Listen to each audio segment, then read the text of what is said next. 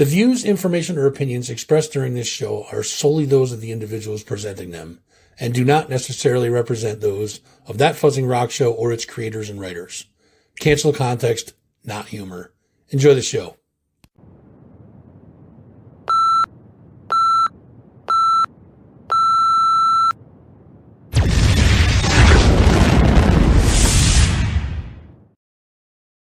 Guys, welcome back to another edition of That Fuzzing Rock Show interviews, and I'm joined by almost royalty here tonight. I am joined by Ron and Karl from Legion of Doom. Gentlemen, good to see you guys. How are you today? Very good, very good. Good to see you, man. Yeah, for sure, man. So we're here to talk about this group that you guys have put together and what you guys got going on and maybe what's next for you guys. So let's get right into it. First, let's talk about who all is in the band and what they do for the band. Okay, it's myself and Karl, and we have Scott Riegers from St. Vitus on vocals as well, and Lothar Keller on guitar, my partner from the Skull. Mm-hmm. And we've been having like a rotating guitar spot, the other spot. And for these upcoming shows, we're going to use Scott Little, who's Karl's buddy from Leadfoot, who we all jammed together years ago doing the blind thing. So it's like all familiarity. But this thing's all about other stuff. You know, we're playing like a lot of Karl's history, you know? Sure. It's like sure. Me and him wanted to jam together for years, and it's going to be fun playing his songs. What do you think, Karl? Yeah, man. I mean, I met Ron back in the kind of peak Trouble days when he was out there, when I was in Corrosion. And we were, you know, brothers on the spot, and we've always been really tight friends, even though there's often been years that we haven't seen each other, but we've always stayed in touch. And, you know, it's just been an incredible honor to be asked to come in, you know, and to be a part of this, because it's such an incredible legacy, especially the stuff that Ron was a part of, the Trouble thing, and then the Skull thing, and all the other projects he's done. Sure. So just a chance to actually work with him, so to speak, and be able to sing over some amazing stuff that he's written, and Lothar's written, and then all the other material that's being brought in from everybody. It's really intense and really cool, and it's exciting, just to say the least. So let's try to piece this together a little bit. How did you guys all come together? You guys are kind of forming this kind of like metal super group almost. How did you guys all come together? How did that happen? Well, it's like I said, me and Karl known each other for years. We've always wanted to jam and doing a band together. We actually played together in Blind, like doing the COC Blind record. It was Karl, mm-hmm. myself, Scott Little, and the late great Reed Mullen on drums. You know, so we actually did this years ago, but I had to go back to Trouble. And they filled in my spot, and they actually toured us that. So it's something we always wanted to try again. And like this thing that happened like with the Skull when Eric Wagner passed away, I was kind of left for a loop, and I just kind of wasn't going to play anymore. I just kind of, after something like that, I kind of figured the Skull is over. It's all done, you know? And understandable. It took me a while, and I finally, the first person I called was Karl. I texted him, I said, dude, you want to rock? You know, and he's like, right away, I haven't talked to him in so long. He's like, yeah, let's do something, you know. And I called Lothar, because they're doing a memorial for Eric Wagner in Chicago. Mm-hmm. And they're going to put a banner up in the rafters, and they wanted me to help pick the bands. And I'm like, well, we're going to play. Damn it. You know, the Skull should play, and we'll get Karl to sing, and another friend of ours, a local guy, Bruce Lamont. He did, you know, shared the vocals, and we did this mm-hmm. memorial show, and it went well. And also we got asked to do another memorial show. And this time Bruce couldn't do it. Then Scott Riegers from St. Vitus, he wanted to be part of this. So it's like, we weren't thinking about the future. In other words, like, okay, we're going to do this memorial show, and Karl and Scotty are going to split the vocals, and we're going to have some fun. But it became where we were going to play all Skull stuff. And when we were getting together to jam, we were messing around playing Vitus songs and COC songs. We're like, this is fun. We should do this as well. But we didn't want to interfere with the memorial for Wagner, so we actually supported ourselves and came up with a band and called it Legion of Doom, mm-hmm. where we can play the COC stuff and the Vitus stuff, and I think Deep Purple, and just having fun, you know? Sure. and they heard about it in Europe, and also they booked us on Hellfest and Grass Pop Fest. You know, just by the names alone, we're like going, hey guys, I guess we're gonna stick with this and do this, you know. So it really wasn't planned, it just kind of happened. I had no plan after the Skull, and I thought the Skull was gonna end. So also we just got asked to keep playing Memorial Skull shows. We did a tour in Europe as a memorial for Eric, and now we're just playing some Skull shows that people want us to play festivals with Karl singing and playing the Skull songs. So we're going to keep the Skull going, and Legion of Doom will be mainly, like I said, the COC songs and Vitus. It's kind of confusing, but to us, it's confusing to us too. But make everybody happy. We're just going to rock, you know, and we're going to do a new record, you know, because we had a Skull record. We had 5 songs written with Wagner.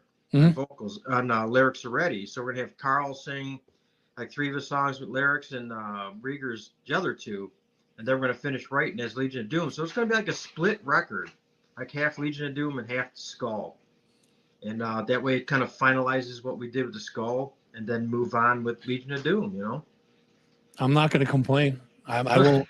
For sure, I won't.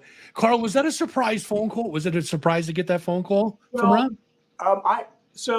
Actually, the whole thing was kind of I was linked into it earlier, not to go back and harp on the tragic loss of Eric, but I've got another band here in North Carolina, in Raleigh, North Carolina, that we're about to release our first record also, called Lie Heavy, and it just so happened that that show was going to be us opening up for the Skull and the Obsessed, and we were waiting for them to come, and they didn't show up, and for obvious reasons, the horrible thing with the COVID thing happened, and it, you know, some people paid the ultimate price, obviously. So that kind of brought things to a close. So I had my foot in the. I was just hoping to just share a stage with Ron and everybody, you know. Sure. So, you know, there was no preconceived notion about it. So, and actually, right thereafter, I believe from that show, I got sick myself.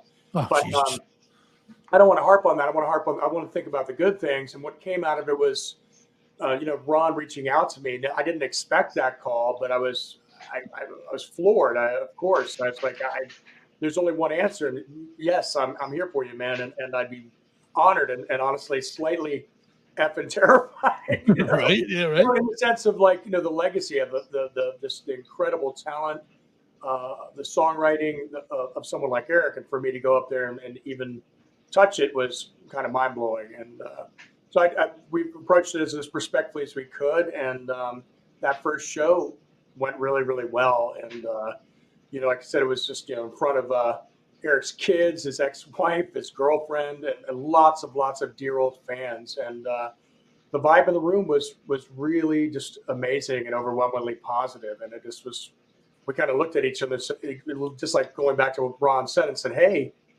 I guess we should keep playing, you know?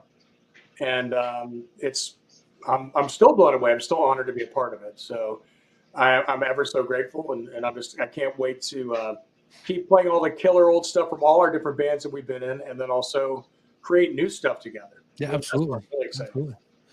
So let's talk about you guys for a second. We're gonna go way back. I'm gonna start with Ron. How did you first get into music? My brother was a drummer, actually. Two of my brothers were drummers, and I always heard the drums playing, you know, when somebody's practicing in the basement, it's hard to get away from it. Sure. So just kind of, and he played progressive rock and all these crazy stuff, and I had something inside me that just kind of, it followed it with my foot tapping. It's just something that I was meant to do, you know. Mm-hmm. And it's just a friend of mine had 2 acoustic guitars, and one only had 4 strings on it. So he's like, hey, I want you to play some stuff to what I'm playing on guitar. And I picked it up really quick, you know. Then it just happened really quick. And I just loved, like, Grand Funk Railroad and Zeppelin and Sabbath. Mm-hmm. And just kind of like, I'm going to play that stuff and learn how to play it. And it just quickly just evolved. So like I said, I was born with that itch inside, and I finally scratched it thanks to my brother annoying the shit out of me playing the drums. Yeah, right. Stop. Karl, what about you, man? What first got you into music? I was lucky that I grew up in a house that was, I was the youngest, 2 older sisters, and even my parents. There was always a lot of vinyl and a really good stereo in the house, and them cranking the Beatles and one sister cranking Zeppelin and the Doors, and she was, and then my next sister was more into later on, like, new wave and punk rock and stuff like that. And I was just like, wow, there's just so much good stuff around. So I had always been, I played saxophone and harmonica and stuff when I was younger. And then my first real band was in high school, just hanging out in the hardcore punk scene. And some guys do what they always do in the hardcore punk scene. They said, "Hey, you know how to sing?" "Well, I don't know." "Well, you're the singer now." See, the truth is, we had after me the last couple days ago, Karl was drinking Mickey's, right? And under one of the caps, this is a true story. It said, "Chicks dig rock stars." So that's the real reason. That's the real reason. That's weird. I walked around with that Mickey's cap for years. Exactly. It's weird you say that, because we were just talking about our youth, and we used to get there was a store around here that they didn't give a shit who how old you were. They would sell we had 14 and your money was green, you're in. So we would get those little Mickey's Big Mouths, man. They were awesome. Absolutely. We were just talking about that the other day. It's weird that you brought that up. That's pretty cool. It's in the air, baby. Yeah, right. So what I'm going to do is I'm going to ask you guys, I'm going to have 5 questions for you. They're kind of like a rapid fire. It's like the speed round of the interview, You got some speed? Yeah. I remember Lem, first time we met Lemmy, within 5 minutes, he's like, "You got some speed?" I was just scared shitless. So I'll bounce back and forth between the two of you. I'll go from Ron to Karl and back and forth, right? So Ron, the name of your first band?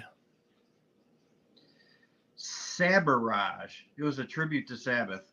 Nice. Karl? Actually, I actually lived in Hong Kong in the 70s, and the first goofy band was called Amon-Ra, after the Egyptian sun god. Amon-Ra. That's pretty cool. Amon-Ra. Yeah, exactly. We say it different in the Midwest. Yeah. We talk funny. Yeah, yes, you do. Fucking Ra. Fucking Ra. So, Ron, what was the first album that you ever bought? Oh, this is embarrassing. Probably an Osmonds record. I love the Osmonds, man. And Michael Jackson, but Osmonds was my first concert. Wow. There you go. Cool. What about you, Karl? First album you ever bought? That I bought? Yep. God, that's a hard one. It would have been, I think it was Sweet, a Sweet record, like it was either Desolation Boulevard, I think. Where do we live? Ron. Okay. Ron, the biggest crowd you've ever played for? I think it was over 300,000, probably like 350. It was at Dynamo Fest in Holland. That's crazy. We were the co-headliners. It was awesome, man. That is crazy. I think we played with Merciful Fate. It was awesome. Oh, now you're talking my language, man. Love the king. What about you, Karl? 301,000. No, 300,000. Yeah, I'll raise you 50 cents. I think the biggest was, honestly, that I ever sang for is Soundgarden invited me up at Lollapalooza in Atlanta, and I sang with them with Chris, and I think it was like 30,000 or something like that. A mere 30,000. You toured with Maiden. You were playing big crowds every night, man. Yeah. So awesome. He's technically the biggest I've been ever, but Maiden, probably on average, those sheds were maybe like 17,000, 18,000. Yeah. All right, Ron, do you have any pre-show rituals? Something you have to do before you go on stage? He can't tell you that. I can. It's usually a shot and a beer, like a shot of Jack Daniels and a bottle of Budweiser. Usually, that's pretty much it, What about you, Karl? I find the smallest, weakest member of the crowd, I murder them. No, I'm just kidding. No. Do not repeat that. No, pretty much shot in a beer kind of thing too. Just kind of get loose and, just get the blood pumping. I like an hour before, like sitting out in the crowd, in the bar and just talking to people. I never hide backstage. I like, people, hey, what's up? And talking until it's ready to go on, pretty much. Yeah, we're the same that way. Yeah. So you feel a vibe. You feel a vibe of the people and feel a vibe of the room that way. There you go. Carl, I think you should have stuck with the finding the weakest member of the crowd and sacrificing them to the vocal gods. Blabbermouth would have ate that up. Let me just tell you, that would have been the headline right there. We'll try that with the new band. There you go. Okay, Ron, this is the last one of the fast ones. What is your worst on-stage oops?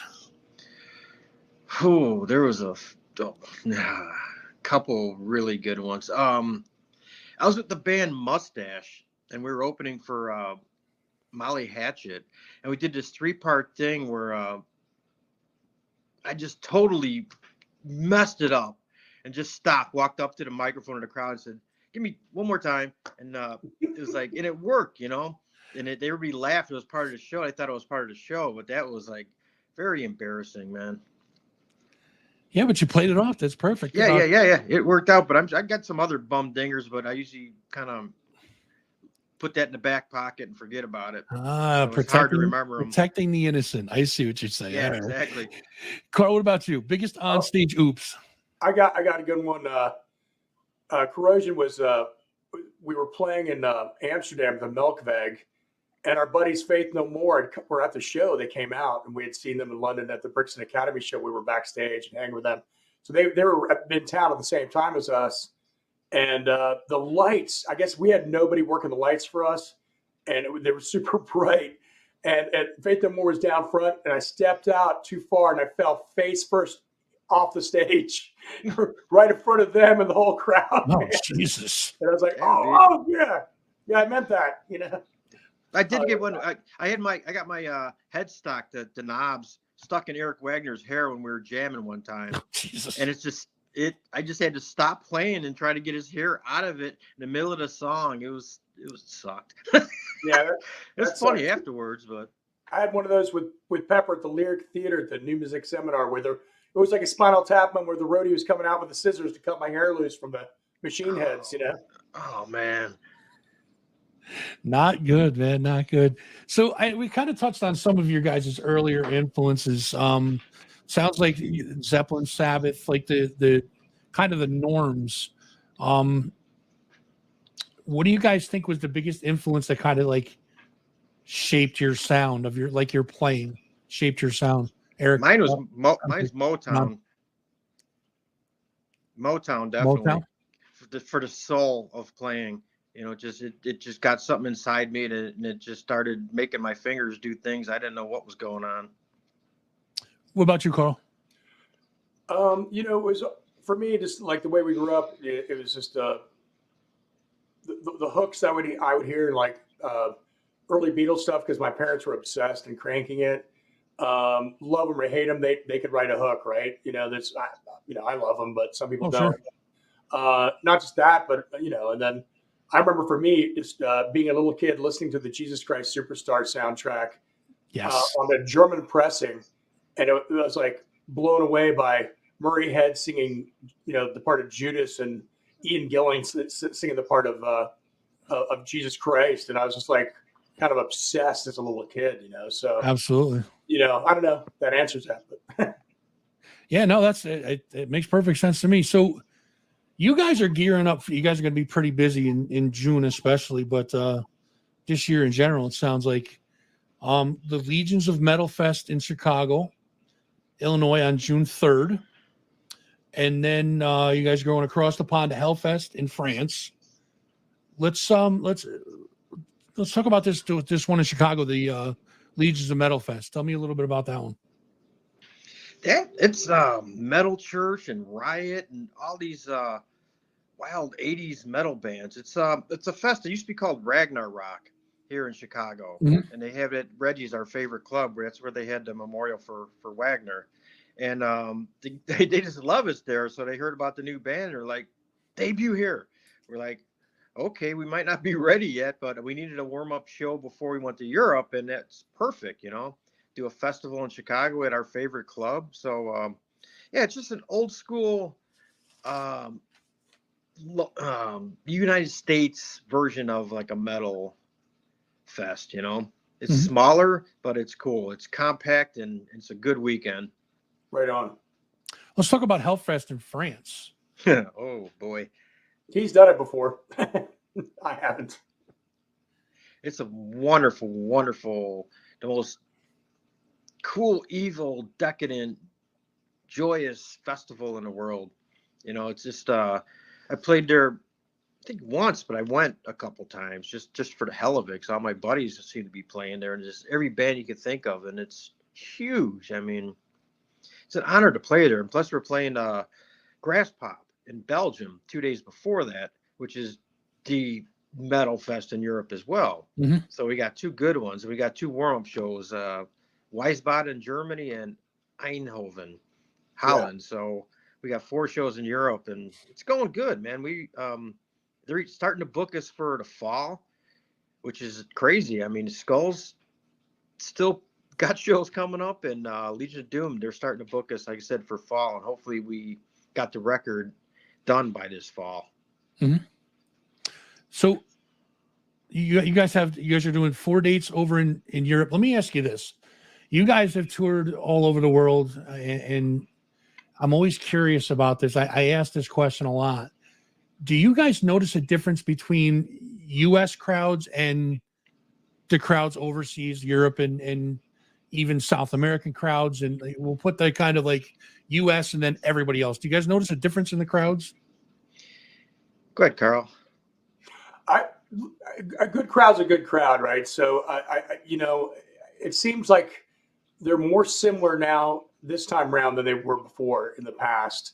It seemed like you could kind of tell the differences, but I think it has everything to do with the connected world we live in now, and the ability for people all over the world to be exposed to all kinds of stuff, whatever media that is, but especially in this genre, right? So there's so much more exposure. So I think the people seem just more open and excited about it, and they're able to go back and find stuff from the past like they weren't before. So what I remember the old days, you'd go over and Europe would be noticeably different in how they'd react and stuff. But I found it less so this time. They're just a good crowd's a good crowd, man. People are there. If they know it, they know it, and they're singing the words, and they're cool and sweet and supportive, and they're all awesome. Just to be diplomatic, but it's true.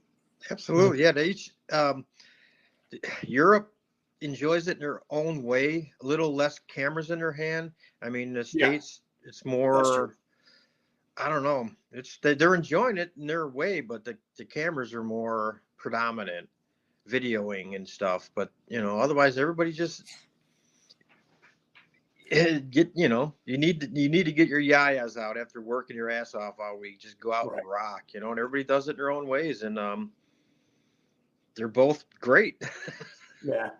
So let me ask you this: now that you guys mentioned cameras, and it drives me nuts when I see people at shows with cameras. I mean, I get it; people want to kind of capture the moment, but like you're staring at a screen, you're missing what's going on in front of you. Does that have any effect on you? Does that bother you guys at all? Being on the stage? No. I'm just happy seeing the people in the room. It's like they want to film, they can film it. If they don't, we've always had the open camera policy, so no, it doesn't really bother me. It only really bothers me when I'm actually on the other end trying to look over someone's shoulder and their phone is blocking my view or something. When you're in the crowd watching the show, that's when it's annoying. Yeah, then it's just like pretty obnoxious. But I miss the days of lighters, coming up instead of the phone. Yep. Yeah, now they use the flashlights on the phone now. It's Right. Exactly. I was at a show recently and they did it. I was like, what the fuck? You can't burn the club down like that way. Come on, man. It gets pretty bright, and it gets pretty bright in there when you turn on all those little flashlights. It's kind of crazy. But so let's talk about, you guys said something about the fall. You guys got more dates in the fall. Are they US or are they across the pond? These are just US. We have Atlanta, a festival. I totally forgot the name of it. which is kind of rude of me. Damnation or some crazy one, but let me see if I can find it. They're gonna be pissed. I can't remember. It's a fucking good festival. Up, man. It's a damn good festival in Atlanta. I'll see if I can edit in the name of it later. Don't worry about it. It's in November. November 5th, I believe. All right, I'll make a note of that for sure. I'll edit something in there. We'll save it. It's on our Facebook page for sure. Mass Destruction. Mass Destruction. Okay, there you go. Thank you. You just saved me editing. Thanks, Carl. I appreciate it, man. Buddy. Here you one, brother. Then we have another one that's in the Southwest that we can't announce yet because we got to wait for them to announce it first. That's in I think August. Yeah, early August. Gotcha. So hopefully then we get the record and next year is going to be real busy. So let's talk about new music, and hopefully you guys can give me a kind of an exclusive here. But what's you guys take on new music? Are you guys going to go into the studio and write? I know you mentioned something that you guys had some Skull songs already. Is there any plans to write anything over the top of that? And maybe we're gonna do a split record. It's gonna be half Legion of Doom, half Skull. Okay. And we're gonna be writing it soon when we all start together for rehearsals. It's gonna be finished and we're gonna record hopefully late summer. It's gonna be a full record, but it's gonna be half Skull and half Legion of Doom. It's definite. That's gonna be cool for sure. Yeah, man. Let's talk about this now. You guys, I know you guys are, like I said before, you guys are kind of like this metal super group. What's the writing process for something like this? We're going to figure that out. Right now, like with the Skull, Lothar and I wrote all the music, and then Eric would help us arrange with how he wanted to sing it. Mm-hmm. So we're gonna try to do the same thing with this, and going to start with the songs we wrote with Eric's vocals, and we're going to have Karl sing them vocals. Then we're going to tweak the songs to how Karl wants to sing it, just like we did with Eric. And then it'll get us a blueprint of how we do when he start presenting new songs to Karl and how he wants us to change and edit it and form the songs to how he wants to sing it. Mm-hmm. So it's I'm looking forward to it, man. It's we haven't done it yet, but we're gonna be doing it really soon. Yeah, I can't wait to hear what you guys come up with. So if I asked you, in all of your career, you guys have toured with many bands all over the world. We talked about that already. Do you guys have a tour memory that stands out in your mind, either good or bad? What is the wildest memory you have on tour? Like if I said, what's the wildest memory? Is there one that just kind of pops in your head and you're like, oh shit, yeah, this one? There's something about Henry in the tunnel. Whoa! Whoa! No. There's a lot. There's a lot we really can't talk about. But trying to think of a funny good one. When I was on tour, we were supporting. We were on tour with Pantera and White Zombie, the three of us, right? Mm-hmm. We're playing the Warfield in San Francisco. And I was with Sean, the bass player from White Zombie. We were watching Pantera on the side of the stage, and all of a sudden, Dimebag drops his shorts, and the roadie brings a bucket over there, and he just squats, and while he's still playing, starts shitting in the bucket. Wow. On stage, and just to look on Sean's face, he's like, "What the fuck?" Then Dime waddles to the microphone. He's like, "Taco Bell, Dad." It was like, holy shit! God just didn't miss a note, Then kind of waddled back, and the roadie pulled his shorts back up and got rid of the bucket. And it was just back with the show. I'm like, wow, that dude is something else, man. I missed that fucking guy. Something fierce. Yeah, I love hanging with him. Wow. What about you, Karl? I don't know if I can follow that. Wow, I don't know. I don't know, man. There's been. I gotta jump off this for a minute because we had another interview that was supposed to be 15 minutes ago. I had to tell them that we're gonna be late. All right. Then I'll be right back. All right, cool. Right. I would say, I mean, it's cheesy and stuff, but like just when we opened up for Maiden, walking out in Red Rocks, Mhm. you know, and walking out and the basically the sun, you know, the mountain and the sunset and, you know, like being up there in the Rockies, that kind of thing, of that is kind of awe and transcendence, you know, that this is not a, you know, wild story, but just more of that feeling like this is something that most people don't get to experience. You know? Right, right. Especially It's like, looking out at the crowd and stuff. Yeah. right, just, you know, Red Rocks, you know, like, wow, I'm actually here, that kind of thing. You know, and you know what, as soon as we this is over, I'm gonna think of something that's actually way more interesting than that, but that's how it goes. So, Yeah, no, it's just I think the story, the top story that I have now is Lily Gruber from Defeated Sanity. He said that his story was that they were on the bus in the back of the venue, and he had a heavy German accent. Just the way he told the story, he goes, "Well, we kind of witnessed like a murder," and I'm like, "What?" It shocked me, dude. I'm like, "Wait," I'm like, "Holy Jesus, what the hell?" Right? And he said that it was like in Baltimore, I think, and there was a couple or, crackheads that were arguing over something, and one took a hammer and started beating the other one and killed him. Crazy. oh my God. So, I mean, let's get off the negative and talk about the positive. Do you have any plans for any other projects besides this one coming up? Oh, and sorry, repeat that. Do you have any plans for any other projects coming up besides Legion I'm Brewer? so my newest, latest, and greatest local band, Lie Heavy, that was actually, you know, was my only project there for a while. And then we were actually going to open up for the Skull and the Obsessed, and we did, but without the Skull. We are just finished mastering our record, mixing and mastering it, and we're right now trying to figure out which label to put it out on. So, incredibly proud of that release.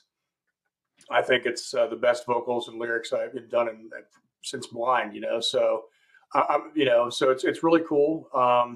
It's a couple, some of the members of Leadfoot. Like Graham Fry used to be in Confessor back in the day, and on the first two Leadfoot albums, and TR, and then JD Dennis. So that's super cool. That's going to launch really, really soon. We've got the album cover figured out and all that. So Mhm. for that prep phase, and I've always got other projects going on too. I've been doing tracking with some new stuff. I did Patriarchs in Black with Dan Lorenzo and Johnny Kelly. Mhm. If you're familiar with that.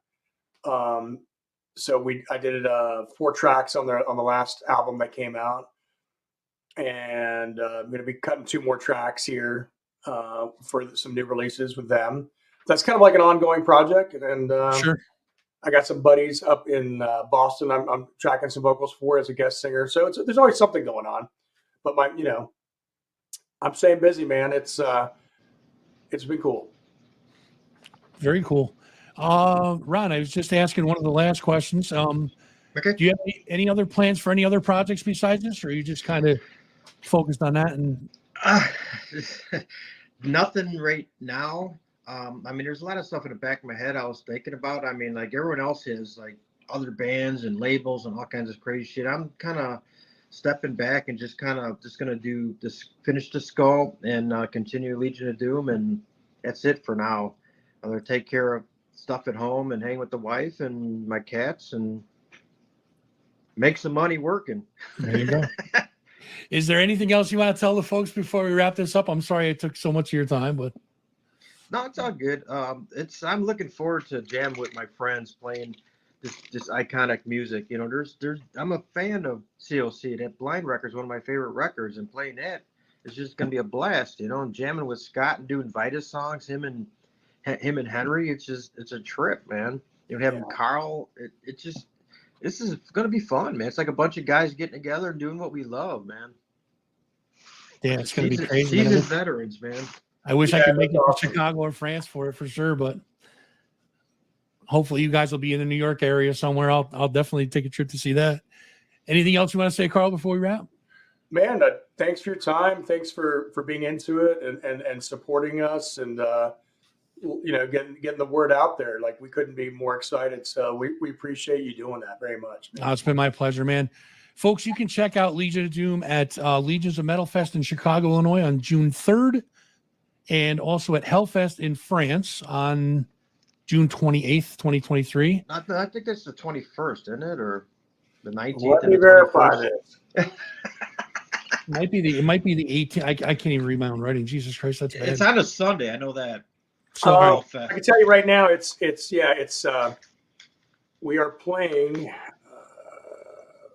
Sunday, June 18th. 18th. Okay, it is an 18th. Then All the right. 6th, then June 16th at Grass Pop, the 15th in Eindhoven, and the 14th in Wiesbaden, Germany. That's it. And make sure you guys look out for more to come. Hopefully, from this metal supergroup sooner rather than later, for sure. For more info, guys, you can check out Legion of Doom at legionofdoomband.com. Facebook is at Legion of Doom. Instagram is Legion of Doom Metal. And Facebook, you can also check out Trouble the Skull. Insta is the Skull USA. Gentlemen, it's been a pleasure talking to you. Apologize for going long. I get yappy, so No, it's all good. It's all good. We love talking. Thank you for letting us. And listen, guys, you're welcome anytime. Please come back, and we'll talk again. I do have a question for you off the stream, so when we end it, then hang out for 2 seconds. I just have to ask you one more thing. So, ladies and gentlemen, it's Karl and Ron from Legion of Doom. Boys, thank you. Appreciate it. Thank you. Cheers, everybody.